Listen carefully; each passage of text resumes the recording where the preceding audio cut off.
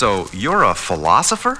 Yes, I'm Katie Elliott from Brandeis. I'm willing to bet that in the last 5 years or so, you've noticed news articles or think pieces expressing anxiety about the growing use of AI across many different industries. Maybe you've heard that the machines will soon be taking our jobs, for example, or maybe you've heard that students will use AI for all of their school assignments and thus be totally unprepared to enter the workforce, which would be bad, I guess, if the AI hadn't taken all the jobs. Other common complaints include a particularly mysterious and foreboding claim that the AI systems are black boxes. The worry here, I guess, is that it is inappropriate to use AI until we're in a better position to answer various explanatory questions about why a particular program behaves as it does on any particular occasion. I find it hard to get too worked up about these and related concerns. The one common complaint about AI, though, that makes me particularly salty is this black box business. It's just not obvious to me that there's anything wrong with using a tool that we don't fully understand. Medical science is full of examples of effective techniques that are just not well understood. You've probably taken a medication that worked, even though we have very little idea about why. And you're not just going to find those examples in medical science. So, like, for example, a few years ago, I read an article detailing just how little we understand about the mechanics of bicycles. So if AI is nowhere worse off than bicycles, it's like hard for me to understand what all the black box hand-wringing is about. I don't buy all the reasons, then, that are popularly given for being freaked out about AI. But make no mistake, I am real freaked out about AI.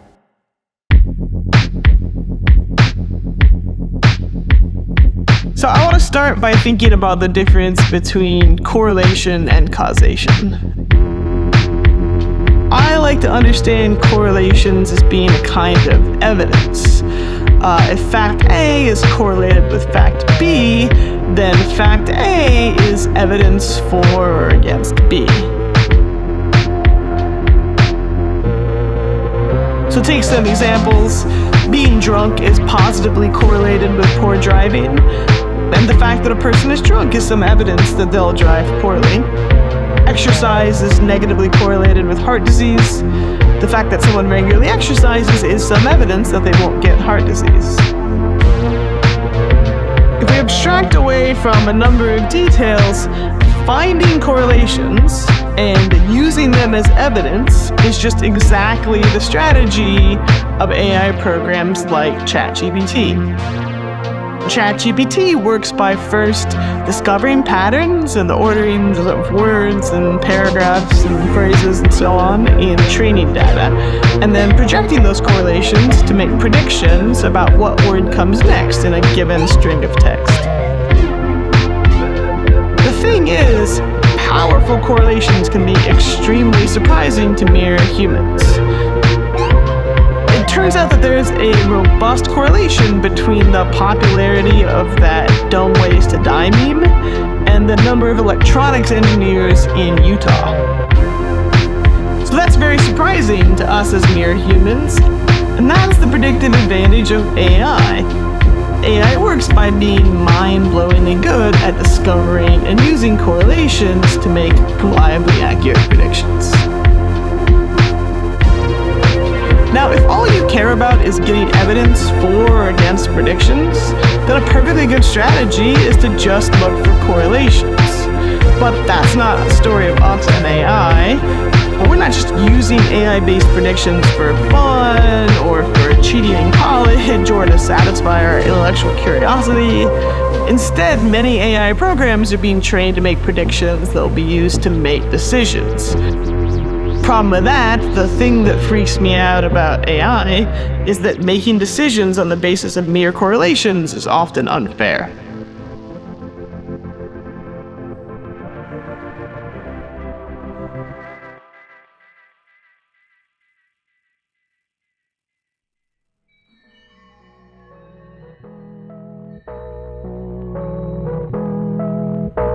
There's a robust positive correlation between ice cream sales and crime.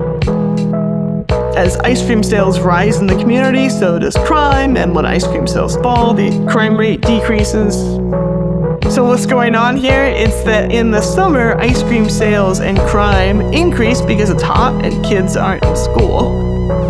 Once again, we come back to the moral that correlation is not causation.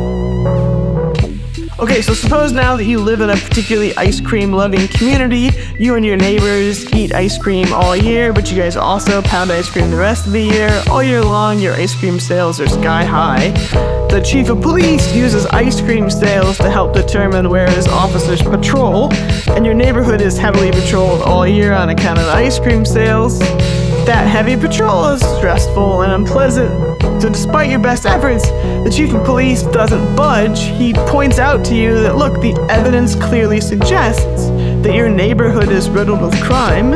He points out that your ice cream sales are extremely high. It seems to me that if that's the chief's reason for over-patrolling your neighborhood, he's being unfair to you.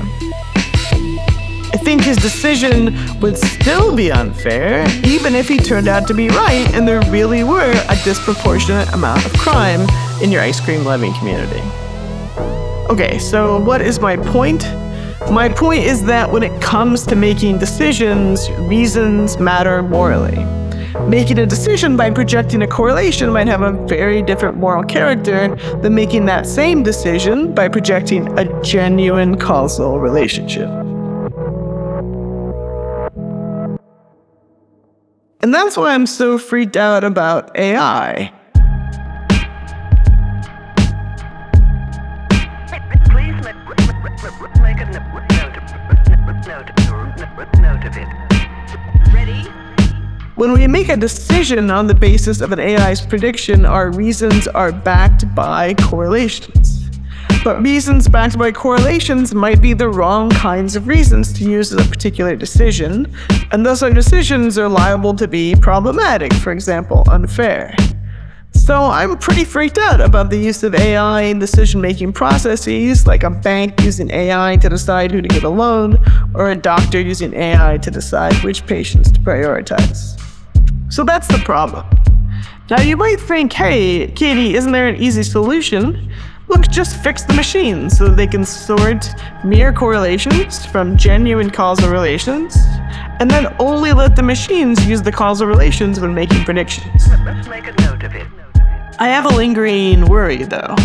I'm worried that what makes AI so effective is its ability to exploit mere correlations. Ready?